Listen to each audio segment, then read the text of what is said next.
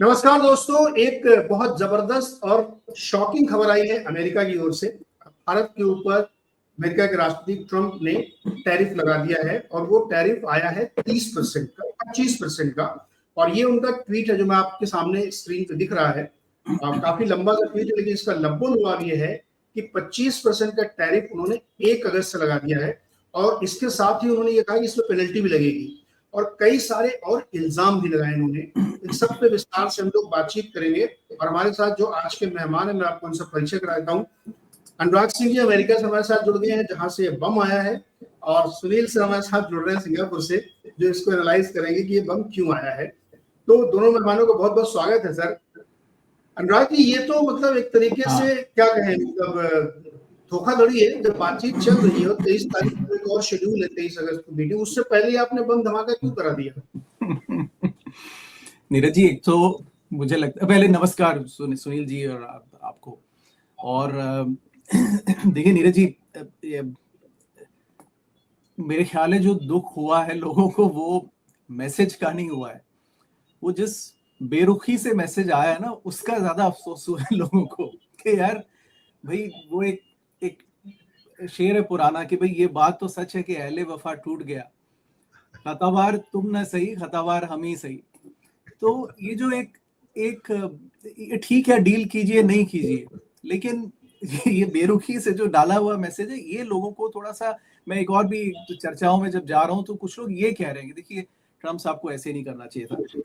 खैर, अगर उसके बियॉन्ड अगर हम देखें नीरज जी, तो एसेंशियली ये कोई बहुत बुरा डील नहीं है। और ये इंडिया एक्चुअली, एक तो उसको डील ही मानो आप, क्योंकि आप लिस्ट देखिए, तकरीबन आपके जो बराबर जो कंट्रीज इंडिया के जैसा एक्सपोर्ट करते हैं, इंडोनेशिया, फिलीपींस, जापान थोड़ा ज्यादा करता है, वियतनाम, सब पे 20-20% तो पड़ा ही है, 19 या 20, करेक्ट। यूनाइटेड किंगडम से तो यूएस सरप्लस में, उसको 10% मिला है जहां पे यूएस का सरप्लस है। और कनाडा और मेक्सिको को अभी वहां से एक अलग डील हो रखी है। यूरोपियन यूनियन, जिसका बहुत बड़ा लेवरेज था, उसको, उसमें यूरोप एक्सेप्ट नहीं कर रहा है कि यार ये हमने कैसे 15% एक्सेप्ट किया और यूएस फ्रीली एक्सपोर्ट करेगा। बट इसमें और भी नुआंसेस हैं तो मेरे ख्याल से 20 तो इंडिया को किसी भी तरह से मिलना ही था, अब 20 का 25 हो गया। अब इसमें नीरज जी ये देखिए, अगर ये मैं बोलता हूँ कि इंडिया ने ये चॉइस ली है, इट्स, आपको लग रहा है कि उन्होंने इम्पोज किया, but it's a choice India has taken. वो क्यों बोलता हूं मैं, आप देखिए, एग्री और डेयरी इंडिया को ओपन नहीं करना था। मैस मार्केट प्रोडक्ट कोई भी इंडिया में आएगा तो वो एग्री डेयरी से कंसर्न रहेगा, या जीएम फूड्स रहेंगे, या डेयरी प्रोडक्ट्स रहेगा, क्योंकि मास मार्केट और क्या कंज्यूम करता है, लग्जरी तो कंज्यूम नहीं करता। तो वहां पर तो रेड लाइन है। लग्जरी आइटम्स में नीरज जी देखिए, टेस्ला इंडिया में लॉन्च तो हो गई है, 70% टैरिफ है उस पे, 70 से 100% depending on the, I don't know, मुझे लग रहा है क्या है, तो वो करीब $35,000-40,000 की कार है जो इंडिया करीब $60-65,000 दे के खरीदते हैं। तो वो तो that means it's a clear message कि लग्जरी भी ओपन नहीं है। आपके वाइन्स एंड विस्की में इंडिया कहता है कि 150 से मैंने 75 कर दिया, अभी 75% टैरिफ कम तो नहीं होता। सो कुल मिला के I think it's a choice India has taken, it's a conscious choice. मैं देश के क्या हित में, वो चर्चा हम किसी दिन डिटेल में कर लेंगे। मुझे लगता है इंडियन इकोनॉमी को जितना ओपन करेंगे वो देश के हित में रहेगा, लेकिन अब फिलहाल गवर्नमेंट की ये चॉइस है कि देखिए हम ये कॉम्प्रोमाइज कोई भी फैक्टर में करेंगे नहीं, तो कॉम्प्रोमाइज करने को बचा कहाँ है, कुछ भी नहीं है। नहीं तो अनुराग जी, क्या आपको लगता है कि ये जल्दबाजी में डिसीजन लिया? भाई बातचीत अगर एक बार दोनों पक्ष कहते थे नहीं अब कोई बात नहीं हो सकती, तब आप ये लेते, लेकिन एकदम से अभी बातचीत का लास्ट राउंड बता रहे हैं 23 अगस्त को शेड्यूल्ड है, यूएस की टीम इंडिया आ रही है और आपने एकदम से डिसीजन ले लिया, ये थोड़ा हेस्ट डिसीजन नहीं लगता आपको? हाँ, यहाँ पर मैं नीरज जी थोड़ा सा हार्श मैसेज कहूंगा, वो ये है कि ये इंडियन ब्यूरोक्रेसी की डिस्कशन नहीं है। Indian bureaucracy is not used to doing discussions with a bully. Mostly क्या होता है, हमारी ब्यूरोक्रेसी जब भी डिस्कशन करती है अपने सब्जेक्ट से करती है। इंडस्ट्रीज को कुछ ड्यूटी लगा दी, हटा दिया, अप्रूव कर दिया, नहीं कर दिया। Now they are dealing with a bigger bully. अब उनको आदत नहीं है, ये उन्होंने कभी फेस नहीं किया that somebody tells them and dictates them कि ये कीजिए वो कीजिए। दिस एडमिनिस्ट्रेशन, ये देखिए पहले से क्लियर था और उन्होंने एक्सटेंशन किया है। अप्रैल में पहली इंडिया की सबसे पहला डील हो सकता था इंडिया का। वो मैसेज एक अलग जाता वर्ल्ड को कि यार देखिए अब चाइना हट रहा है लेकिन इंडिया उसकी जगह ले रहा है। हमने कॉन्शियसली वो चॉइस ली है, हमारी ब्यूरोक्रेसी ने, गवर्नमेंट ने। देश के हित में नहीं है, मुझे नहीं लगता बहुत देश के हित में। आप ये कह रहे हैं कि इंडिया कब तक एक्सटेंड करेंगे? ब्यूरोक्रेसी की आदत है कि अगली तारीख। तो कहीं ना इंडिया पार्ट से ठीक से इसको नेगोशिएट नहीं किया है, और इनकी चूंकि बाय द वे आदत ही ऐसी है तो इन्होंने ठीक से डील नहीं किया। सुनील सर, जो लैंग्वेज आपने देखी होगी वो लैंग्वेज भी बहुत हार्श लग रही है, बहुत हार्श लैंग्वेज है। आप देखिए क्या लिख रहे हैं इंडिया के बारे में। ट्रम्प कह रहे हैं also they have always got a vast majority of their military equipment from Russia and they are Russia's largest buyer of energy along with the China at the time when everyone wants Russia to stop killing in Ukraine. He added, India will therefore be paying a tariff of 25% plus a penalty for the above starting on August 1st. ये इतना harsh statement है। मोदी जी के दोस्त हैं वो, अब ऊपर पहले ट्वीट पे लिख देने के हमारा बहुत अच्छा दोस्त है, लेकिन ये जो मैसेज दिया इसको आप कैसे लिखोगे? देखिए, ये मैसेज जो आप यहाँ पे पढ़े हैं इसी पे है मुद्दा। मेरा मानना है कि अमेरिकन साइड से जो भी ट्रेड टॉक्स हो रही है उनमें उन्होंने ये मुद्दा सामने रखा है कि आप एनर्जी हमसे खरीदिए, रशिया से बंद कीजिए, और आर्म्स भी आप हमारे तरफ शिफ्ट कीजिए। ये एक्चुअल टॉक्स में मेरा मानना है कि ये शायद उनकी तरफ से मांग थी, और हमने पहले दिन से 5 राउंड्स ऑफ टॉक्स में इसमें बिल्कुल हमने 1 इंच भी यील्ड नहीं किया। इसके अलावा जेनेटिकली मॉडिफाइड एग्री और डेयरी में, यानी ये टॉक्स खाली जैसे अनुराग जी कह रहे थे, जो कोर्ट में जाके वायदा लेते ना अगले हियरिंग तक, यानी स्टांस में कोई बदलाव नहीं। यानी पहले दिन से आज तक हमारा स्टांस रहा है कि ना अग्री में आप घुसेंगे, ना डेयरी में घुसेंगे, ना जेनेटिकली मॉडिफाइड काम करेंगे। हम आपसे तेल खरीदेंगे, वेपन्स खरीदेंगे, मगर रशिया से हमें ना खरीदना ये नामुमकिन है।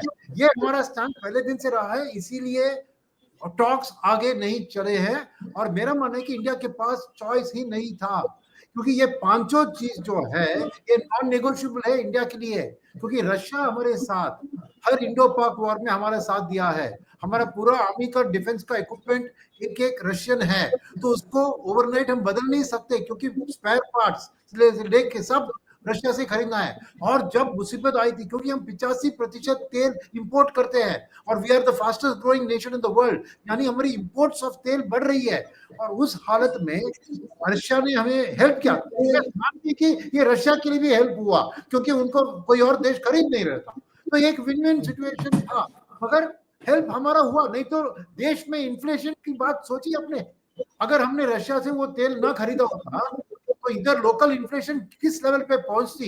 तो हमारे पास नहीं था, हमारे हित में जो हम कर रहे हैं, हम एक इंडिपेंडेंट नेशन है। इनफैक्ट जवाहरलाल नेहरू के टाइम में नॉन अलाइंड मूवमेंट, बात अभी वापस आ रही है कि हम अलाइंड नहीं है, हमारी सेल्फ इंटरेस्ट में हम अलाइंड है।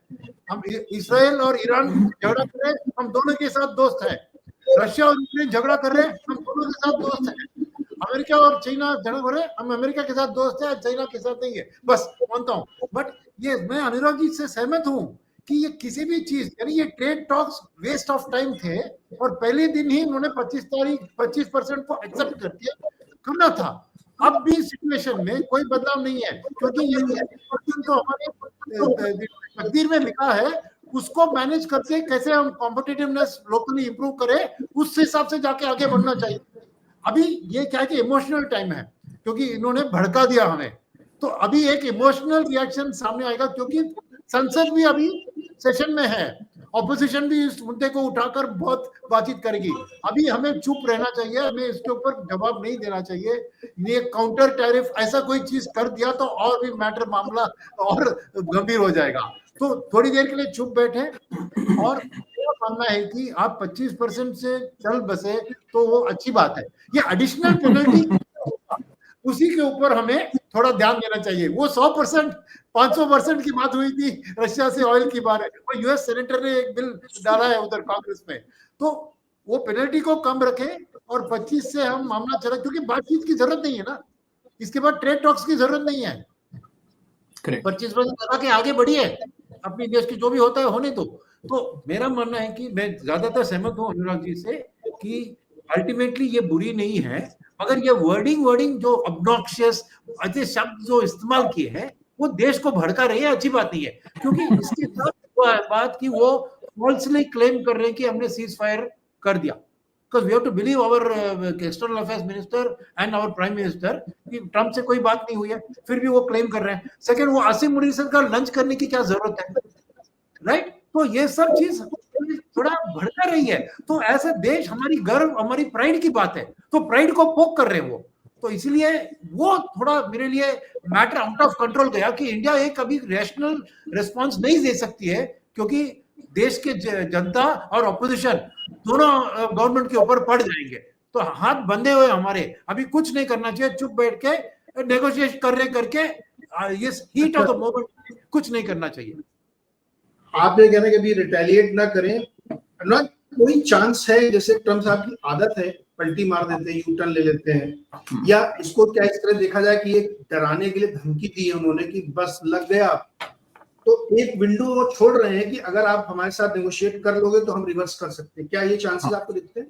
तो नहीं, तो विंडो है, और विंडो की गुंजाइश हर बार छोड़नी भी चाहिए। देखिए, उन्होंने वो जो कहा है ना कि एक्स्ट्रा पेनल्टी लगेगी और वो सब, वो मैसेजिंग जो यूएस टीम यहाँ पर आएगी उसका डिस्कशन पॉइंट तकरीबन वही रहेगा कि ठीक है, आपने सेक्टर्स नहीं ओपन करने, मत कीजिए, ठीक है, आप डिफेंस इक्विपमेंट्स थोड़ा इंडिया से, यूनाइटेड स्टेट से खरीदना शुरू कीजिए, ताकि वो जो 40 बिलियन का डेफिसिट है ना नीरज जी, तो इंडिया 85 बिलियन भेजता है, एक्सपोर्ट करता है, यूएस 45 करता है, 40 का गैप बचता है। वो 40 को बैलेंस करने के लिए वो कहेंगे, तो वो बैलेंस करने के लिए इंडिया को कुछ परचेज करना पड़ेगा, और वो क्या परचेज करेगा, वो बेसिकली अब डिफेंस ही बचता है, क्योंकि और कुछ इंपोर्ट्स तो गवर्नमेंट ओपन करने को रेडी। करेक्ट। मैं इसमें थोड़ा सा नीरज जी इस बात का सपोर्टिव भी, मैं सपोर्ट भी करूंगा। For some reason Indian defense has always been leaning on European defense equipments और Russian। मेरा मानना है कि ये दोनों ही स्टेट ऑफ द आर्ट नहीं है, ना Russian state of the art है, ना European state of the art है। अब उसके रीजंस थे हिस्टोरिकल रशियन से, बिकॉज पुराने कनेक्शंस थे। अगर आपने एक बार एक मारुति की कार ले ली है तो आपके स्पेयर्स भी मारुति के लगेंगे, फिर आप अगली भी अपग्रेड मारुति का करेंगे, वो ठीक है।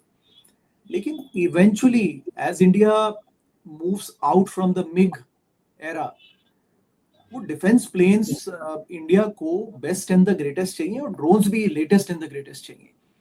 तो उसमें अगर एक इंडिया गुड कॉम्बिनेशन बनाता है फ्रॉम यूनाइटेड स्टेट्स टू, उसमें बुराई कुछ नहीं है।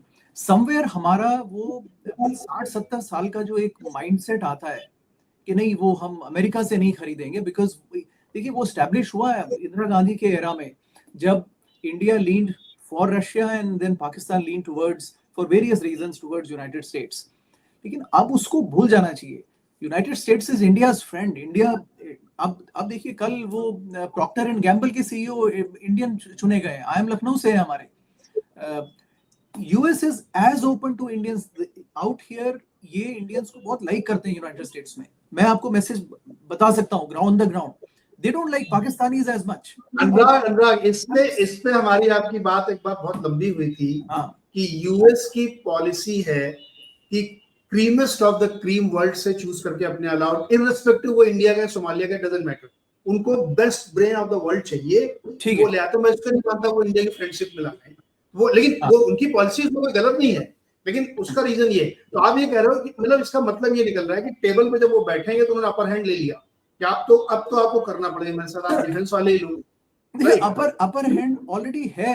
अब अगर इंडिया ऐसी बातें करेगा कि नहीं ये नहीं करेंगे, देखिए आप अगर एक स्ट्रॉन्ग पार्टनर उसके साथ चलिए तो आपको फायदा होगा, और अगर आप वीक पार्टनर्स पकड़ेंगे, Russia is a dying economy, right, तो उसके साथ जितना पार्टनर करेंगे वो फायदा नहीं है उसका। नीरज जी, वर्ल्ड में 2 पोल्स हैं अब, चाइना है और इंडिया, यूनाइटेड स्टेट्स है। चाइना से भी दोस्ती रखिए क्योंकि नेबर है, लड़ाई किसी से नहीं करनी है, एक से ठीक है। ये फ्यूचर की बिगेस्ट प्रॉब्लम होने वाली है। बाइनरी कंट्री बन रही हैं दोनों, चाइना और यूएस, आपको उसमें से एक की तरफ झुकना पड़ेगा। ये बात मैंने अपने एक पॉडकास्ट में गेस्ट से लगातार पूछी, कई बार पूछी कि देखिए ये शायद अब नहीं चल पाएगा। अब आपको एक, क्योंकि दोनों आपको उसी तरीके से ना नरम गरम करके समझा रहे हैं कि आप मेरी तरफ आओ। एक मिनट सुनील सर, आपको बीच में ऐड करना चाहते थे, बताइए क्या जोड़ रहे थे? नहीं, मैं सहमत हूँ अनुराग जी से कि हमारा लॉन्ग टर्म फ्यूचर अमेरिका के साथ मैरिज करने में ही है। मगर क्या है कि सिचुएशन में हमने सही सिग्नल्स नहीं दिए हैं। नहीं तो उनको आसिम मुनीर एक खाली आर्मी चीफ के साथ लंच में बिठवाना की जरूरत क्या थी? प्रेसिडेंट ऑफ अमेरिका एक टिन पॉट देश के आर्मी चीफ के साथ लंच थोड़ी करेंगे ना। तो ये उनकी तरफ से कोई ये सिग्नल्स भी अच्छी नहीं थी, number 1। Number 2, Pakistan strategically America को इंपॉर्टेंट है उधर, तालिबान अफगानिस्तान उधर सपोर्ट करने के लिए, क्योंकि पूरा जो तो ये है कि मैं खाली इंडिया को कसूरवार नहीं मानूंगा, अमेरिका ने भी पाकिस्तान को टैक्टिकली यूज किया है, एक्सप्लॉइट किया है, सब किया है, तो उसके कारण ये हुआ है। मगर लॉन्ग टर्म हमारी फ्यूचर दोनों साथ में ही है। मगर क्या है इसमें कि रशिया का जो हमारा गठबंधन है, भले ही उनकी ऑब्सोलीट इक्विपमेंट ये है, वो ब्लाइंडली इंडिया को सपोर्ट करते हैं। अमेरिका एक फेयर वेदर रहा है इंडिया के लिए, तो दोनों तरफ से एक समझौता की जरूरत है कि कुछ ऐसा चीज करना चाहिए जहां से वो ये हो जाए, राइट। तो बट कि 2 पोल्स है, अमेरिका और चाइना, और हमें अमेरिका को ही चुनना है, ये मैं सहमत हूं अनुराग जी से, बिल्कुल। पर नीरज जी, एक जो आपको देखिए, वो आर्मी चीफ को बुलाना गलत था, लेकिन उसका टैक्टिकल मूव देखिए।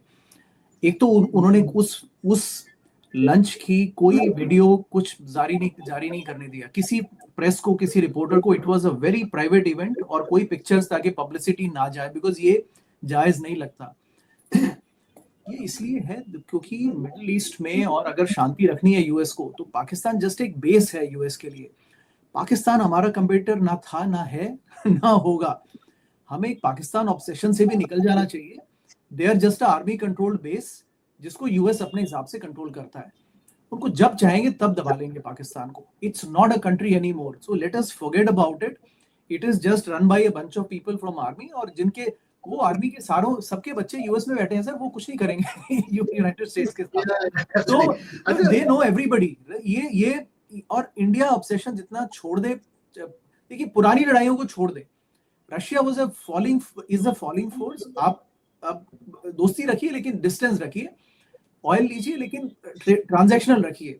और पुराना यूएस की देखिए, अल्टीमेटली यूएस को भी एक ट्रस्टेड प्लेयर चाहिए कि देखिए, बुरा या राजी या गम, मैं आपके साथ हूँ।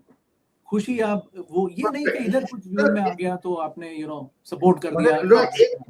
एक बात मैं कहूंगा, क्वेश्चन भी मेरा ले लीजिए साथ में जी, कि अब इंडियन मार्केट में जबरदस्त पिटाई की आप संभावना देखते हैं इस धमाके के बाद? नहीं, I don't think so. ये तो नीचे रिएक्शन कल होगा, बस वही होगा। पीपल विल रियलाइज कि ये 25% is not the end of the world, it is 5% more than deal we could have got, ठीक है। तो ये 25% के कारण कुछ देश की ये नहीं होने वाली है, मगर जो उम्मीदें बिल्डअप हुई थी कि हमें लिए बहुत अच्छी डील आएगी, वो नहीं है। तो एक डिसअपॉइंटमेंट होगी, कल के मार्केट में रिएक्शन होगी, बट शॉर्ट टर्म रिएक्शन होगा। मेरे लिए अब एक्सपोर्ट ओरिएंटेड सेक्टर से दूर रहकर डोमेस्टिक सेक्टर्स में भी करेक्शन आएगी इस चीज के कारण, और उसको एक खरीदने का मौका मैं समझता हूँ। थोड़ा बहुत आप डालना शुरू कीजिए कल से, जब तक ये रहता है। ये मेरी बात है, मेरा है 1% रूल। ऐसी जब अनरिलेटेड थिंग आके मार्केट ऑफर करते हैं, मैं वो अपना फ्री कैश पे 1% डिप्लॉय करता हूँ हर दिन। मेरा मानना है कि ये डर के आगे जीत है। मैं वही स्टेटमेंट से खत्म करूंगा। मगर और एक बात थी मेरी फाइनल, उस बात पे जो बात हो रही थी कि अगर यूएस इंडिया को लॉन्ग टर्म पार्टनर देखता है और सोचता है, तो ऐसी ट्वीट की जरूरत नहीं थी, क्योंकि कुछ ना करे बगैर अगस्त 1 को तो 25% लगना ही था, क्योंकि उन्होंने पॉज दिया था 90 डेज अगस्त 1 तक। चुप बैठते तो 26% तो लगता ही ना। तो मेरा मानना था कि ये अननेसेसरी ट्वीट है, ये भड़का दे रही है और ये कंफ्यूजन क्रिएट कर रही है, बस वही है। तो मैं साइन ऑफ कर लेता हूँ नीरज जी, मुझे कॉल्स आने लगी है। जी अनुराग जी, बस जस्ट खत्म करो सर। अनुराग जी हाँ, नहीं नीरज जी, तो नहीं, मार्केट्स सब प्राइस इन कर रहे हैं नीरज जी। मार्केट्स पे एक बार ना ऐसे ही एक ग्रुप में एक चर्चा एक बार और कर लेंगे। इंडियन मार्केट्स को इसका कोई रिस्क नहीं है यहाँ पे इस समय, आई थिंक दैट्स फाइन।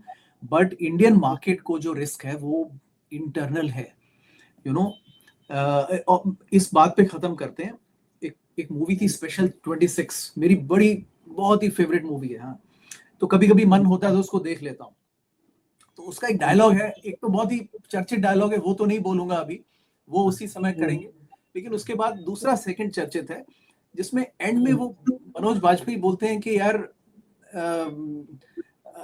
हमें पता नहीं था कि हम तो उनकी टीम से खेल रहे थे, तो स्पेशल 26 तो हम हैं।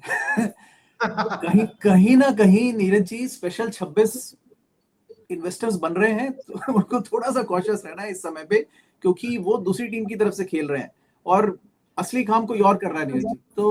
तो यू नो अब ये पहला डायलॉग भी आ गया उसमें सर, कि असली काम तो ये लोग कर रहे हैं, तो असली काम कोई और कर रहा है सर मार्केट में। इस पे चर्चा करेंगे आराम से, इन्वेस्टर्स को थोड़ा कॉशन रखना है, और वो एक साल मैं उसी बिल्कुल बेबी पिक्चर से एक डायलॉग बोलूंगा। वो अक्षय कुमार फोन करता है, वो ऑफिस में फाइल्स में बोलता है एक्चुअली स्पेशल एजेंट है, तो वो बोलता है माँ उसको बोलते, बीवी उसको बोलती है कुछ भी करो मरना मत। तो ये कुछ भी करो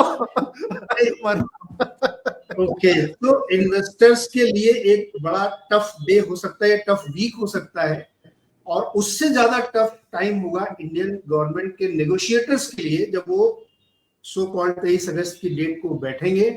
तो no doubt upper hand US ने ले लिया है। कैसे चीजें सॉल्व होंगी ये अभी कहना बड़ा मुश्किल है, लेकिन ये वाकई में एक ऐसी चुनौती बन रही है जिसको कंट्री एज ए होल आपको डील करना पड़ेगा। और अब ये न्यू नॉर्मल है। बहुत सारे लोग कह रहे हैं कि उन्होंने परमानेंट स्ट्रक्चर डैमेज कर दिया है यूएस ने, अब आपको उसके हिसाब से अपनी इमारत को खड़ा करना है।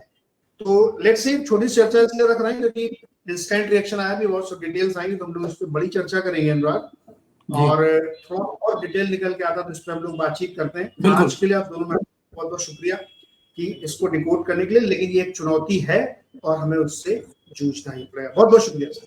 Thank you thank you so much.